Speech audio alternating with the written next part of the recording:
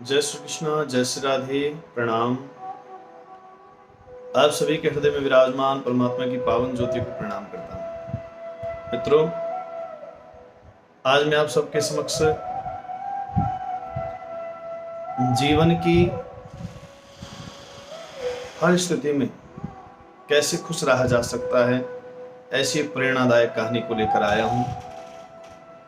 जैसा आप जानते हैं कि सभी के जीवन में सुख और दुख आते और जाते रहते हैं, लेकिन मित्रों, यदि सुख और दुख में हमने किस प्रकार से सामंजस्य स्थापित करना है, यह हमको आ गया तो फिर हमको दुख नहीं लगेगा।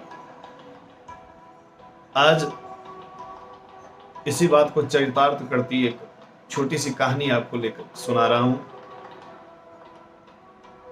एक वृद्ध महिला थी। उस वृद्ध महिला की 2 लड़कियां थी और दोनों लड़कियों का विवाह उस महिला ने कर दिया। उस वृद्ध महिला के पास उन 2 लड़कियों के अलावा और कोई परिवार में नहीं। वो कभी छोटी लड़की के पास रहती तो कभी बड़ी लड़की के पास रहती। जीवन बहुत अच्छे ढंग से चल रहा था, किसी प्रकार की कोई समस्या नहीं थी, किसी प्रकार की कोई कमी नहीं थी। मित्रों, एक दिन वो वृद्ध महिला अपनी छोटी लड़की के घर से बड़ी लड़की के घर जा रही थी। रास्ते में बहुत तेज धूप लगी। जैसे ही सूर्य की किरणों ने उस वृद्ध महिला की आंखों को चकाचौंध कर दिया, वो आसमान की ओर देखकर भगवान को कोसने लगी। भगवान को कहने लगी, कितनी धूप की है, अगर कुछ बारिश कर देते तो तुम्हारे कुछ बिगड़ जाता।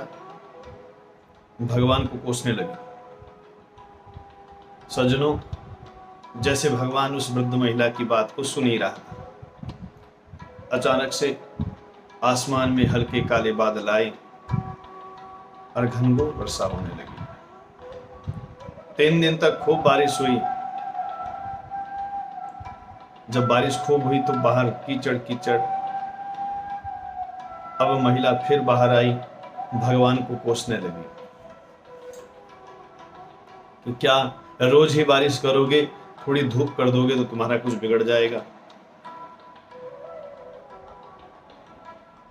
भगवान की कृपा हुई, कुछ समय बाद बारिश रुकी, बढ़िया धूप हुई। अब बहुत धूप हुई, उस महिला ने फिर भगवान को कोसना शुरू कर दिया। उसका नियम बन गया, धूप हो तब भी, बारिश हो तब भी भगवान को कोसने का उसने मानो जैसा नियम सा बना लिया। एक दिन और वो रास्ते में आसमान की ओर देखकर भगवान को कोस रही थी। बगल से एक संत गुजरे। संत ने आसपास के लोगों से पूछा कि भैया, ये भगवान को इतना क्यों कोस रही है? लोगों ने कहा, बाबा आप इनके चक्कर में मत जाइए, ये पागल हो चुकी हैं, ये विक्षिप्त तो हो चुकी हैं, ये रोज भगवान को ऐसे ही कोसती है।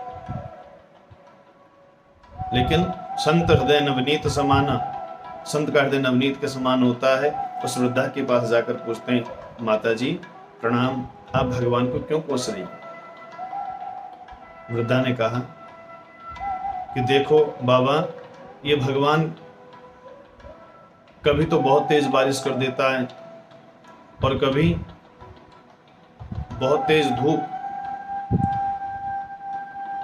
तो भगवान ने कहा, बाबा ने कहा कि माता जी, जब आप बारिश होती है तब भी भगवान को कोसती हैं और जब धूप होती है तब भी भगवान को कोसती हैं। माता जी ने कहा कि मेरी छोटी जो लड़की है, वो लड़की पापड़ बनाने का काम करती है। देखो ना बाबा, अगर रोज बारिश होगी तो मेरी लड़की के पापड़ कैसे सूखेंगे, और अगर पापड़ नहीं सूखे तो उनका परिवार कैसे चलेगा।